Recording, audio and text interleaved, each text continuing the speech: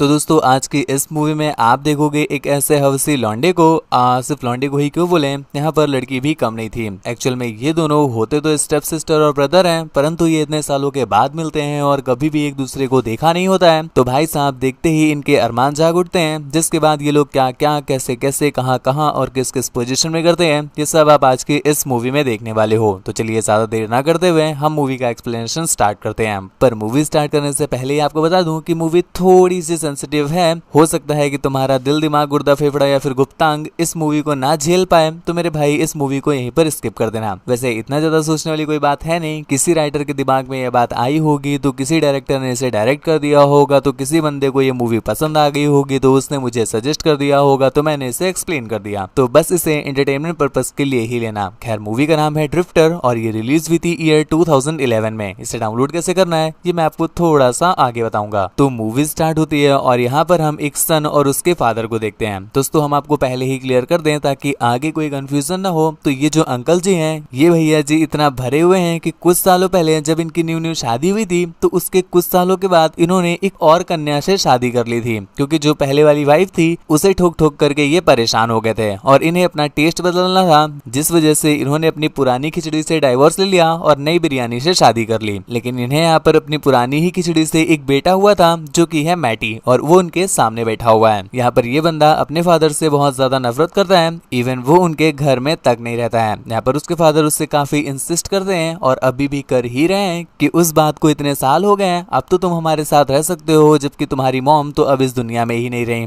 और यहाँ पर तुम्हारे पास एक स्टेप मॉम भी मिलेगी और तुम्हें एक स्टेप सिस्टर भी मिलेगी। लेकिन मैटी जो कि अपने फादर से इतनी नफरत करता है तो वो उनके घर में नहीं रहना चाहता और यहाँ से उठकर वो सीधा अपने घर में जाता है। घर पहुंच करके उसे वहाँ पर एक लड़की दिखाई दी। अब भैया जी ये बिल्कुल कंफ्यूज हो गया, क्योंकि हिलाने वाला बंदा अब उसके घर में लड़की कैसे आ सकती है। जिस पर वो उस लड़की से पूछता है कि आप कौन, जिस पर वो बताती है कि वो उसकी स्टेप मॉम की असिस्टेंट है और यहाँ पर वो कुछ सामान शिफ्ट करने के लिए आई है, क्योंकि उसकी स्टेप मॉम उसके लिए उसकी बहन को यहाँ पर भेज रही है ताकि इन दोनों भाइयों बहनों के बीच थोड़ा सा बॉन्ड बन सके। अब ये बात मैटी को बिल्कुल भी पसंद नहीं आती है, तो वो अपने डैड से इस बात की शिकायत करता है, पर वो उसकी बात को रिफ्यूज करते हुए उससे ये बोलते हैं कि तुम अपनी बहन का ध्यान रखना। एक्चुअल में उसके डैड भी यही चाहते थे कि इन दोनों में थोड़ा सा बॉन्ड बन जाए ताकि मैटी उनके साथ रहने लग जाए। तो मैटी उस शाम तो अपने फ्रेंड के साथ रहता है, पर जब वो घर पर वापस आता है तो वो देखता है घर का पूरा सामान बिखरा हुआ पड़ा है। जब वो जाकर के अपने घर को अच्छे से एग्जामिन करता है तो वहाँ पर उसे आधी नंगी पुंगी एक लड़की दिखती है जो कि उसकी बहन थी।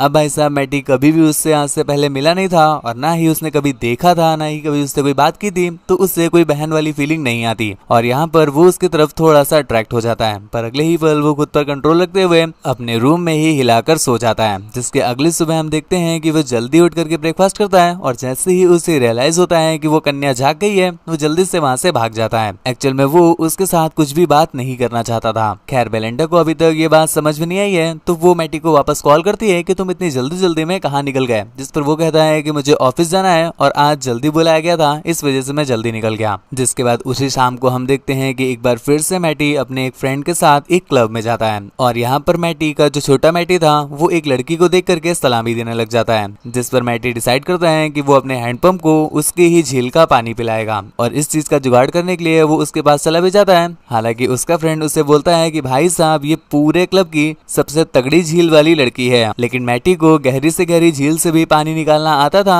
ये चीज हम तब देख पाते हैं जब वो क्लब से वापस आते समय अपने फ्रेंड को उसी लड़की का नंबर दिखाता है और बताता है कि उस लड़की का नाम मेलिस्टा है। जिसके बाद हम देखते हैं कि वो घर पर नहीं जाता, क्योंकि वो अभी भी वेलेंडर से नहीं मिलना चाहता था, तो वो पूरी रात एक रेस्टोरेंट में गुजारता है और अगली सुबह सीधा जाता है अपने डैड से मिलने के लिए। तो यहाँ पर उसके डैड उसे क्लियर करते हुए कहते हैं कि बेटा तुम गलत मत समझना, पर तुम्हारी जो मॉम थी वो मुझे सच में देती नहीं थी, इस वजह से मुझे तुम्हारी दूसरी मॉम से शादी करनी पड़ी। और इसके साथ साथ वो उसे थोड़ी और चूरन गोली दे करके बात सलटा देते हैं। जिसके बाद हम देखते हैं शाम को उसे बेलेंडा का कॉल आता है जो कि उससे बताती है कि उसके घर में एक भसड़ फैल गई है, तो जल्दी से वो घर पर आए। जिसके बाद भागते भागते मैटी घर पर पहुंचता है और यहाँ पर वो देखता है कि बेलेंडा ने पूरे घर में पानी फैला रखा है, जिस पर वो बताती है कि पता नहीं उसकी वॉशिंग मशीन को क्या हो गया कि उसने पूरे घर में पानी ही पानी कर दिया। जिसके बाद ये लोग किसी तरह से पूरे घर को साफ करते हैं, इस बीच बात वगैरह करते हैं और एक दूसरे को थोड़ा बहुत जान जाते हैं। खैर इसके बाद ये दोनों साथ में बैठ करके टीवी वगैरह देखते हैं और बेलेंडा उससे काफी कुछ बातें करती है और यहीं पर वो बातों ही बातों में उससे बताती है कि हम सभी फैमिली मेंबर्स को मिल करके कल डिनर पर चलना चाहिए। जिस पर मैटी साफ साफ उसे मना कर देता है और कुछ देर के बाद ये लोग सोने भी चले जाते हैं। पर मैटी को रात में नींद नहीं आ रही थी, जिस वजह से वो रात में बेलिंडा के पास जाता है उससे कुछ बातें करने के लिए। पर वो देखता है कि बेलिंडा तो बिना कपड़ों के ही सो रही है, जिसे देख करके एक बार फिर से उसके अंदर का शक्ति कपूर जाग जाता है। पर एक बार फिर से वो अपने शक्ति कपूर को सुला करके शाहिद कपूर को ऊपर ले आता है। खैर इसके अगले दिन जब वो अपने ऑफिस के लिए निकल रहा था तभी उसे बेलिंडा का बॉयफ्रेंड मिलता है, तो वो उसे मना कर देता है कि वो बेलिंडा के पास ना जाए, लेकिन वो उसकी बात ना मान करके अंदर पहुंच जाता है। अब भाई सब हम देख पाते हैं कि मैटी ऐसा इसलिए कर रहा है क्योंकि कहीं ना कहीं वो बेलिंडा से अट्रैक्ट हो गया था, जिस पर वो ऑफिस न जा करके उनके बीच ही बैठ जाता है ताकि वो उनकी नजर रख सके।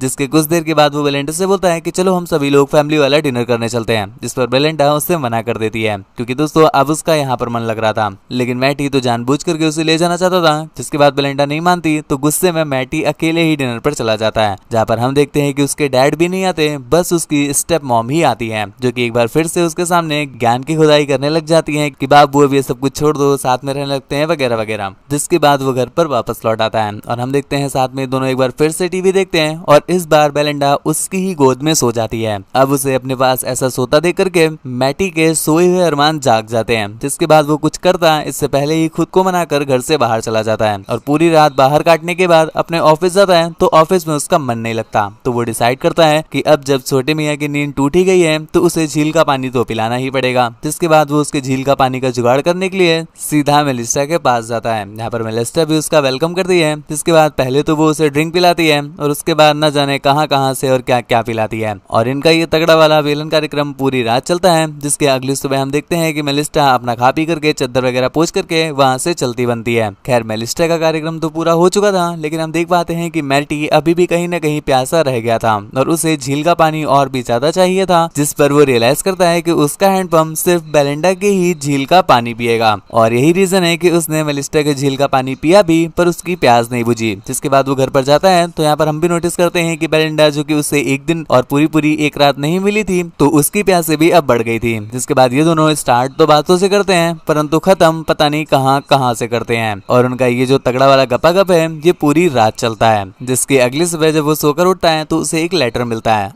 ये मत सोचो हर मूवी की तरह इसमें भी कन्या छोड़ के चली जाएगी, नहीं अभी तो देना उसने स्टार्ट ही किया है। खैर उस नोट में लिखा होता है कि मैं मॉम डैड की शादी में जा रही हूँ, जल्दी से तुम भी शादी में आ जाओ। जिसके बाद हम देखते हैं कि मैटी जल्दी से तैयार होकर के शादी में आता है और यहाँ पर वो बेलिंडा से पिछली रात के लिए सॉरी बोलता है, जिस पर बेलिंडा बोलती है क्यों, क्या हुआ, अच्छे से नहीं कर पाए थे क्या। और उनकी इन बातों से हमें समझ में आता है कि अभी तो बाबू सिर्फ शुरुआत है, इसके बाद तो ये लोग दे खुदाई आतंक ही मचा देंगे। खैर फाइनली यहाँ पर उसके मॉम डैड की शादी भी हो जाती है और ये सभी लोग साथ में रहना स्टार्ट कर देते हैं और इसी के साथ ये मूवी यहीं पर एंड हो जाती है। मूवी आपको कैसी लगी है हमें नीचे कमेंट करके जरूर बताना और हाँ ऐसी और भी ज्यादा तगड़ी मूवीज के लिए हमारे इस चैनल के साथ साथ सेकंड चैनल को भी सब्सक्राइब करना बिल्कुल भी ना भूलें। मेरी फ्रेंड के चैनल को भी प्लीज सब्सक्राइब कर लीजिएगा, वो भी आपके लिए ऐसी ही तगड़ी मूवीज एक्सप्लेन कर रही है। मुझसे बात वगैरह करना चाहते हो या मुझे देखना चाहते हो तो इंस्टाग्राम पर फॉलो करके मैसेज कर लेना। मेरी इंस्टा आईडी तुम्हें स्क्रीन पर दिख रही है, यूजर नेम है आपका शिवाय और लिंक नीचे डिस्क्रिप्शन में दिया हुआ है। तो आज के लिए बस इतना ही, थैंक यू, बाय बाय।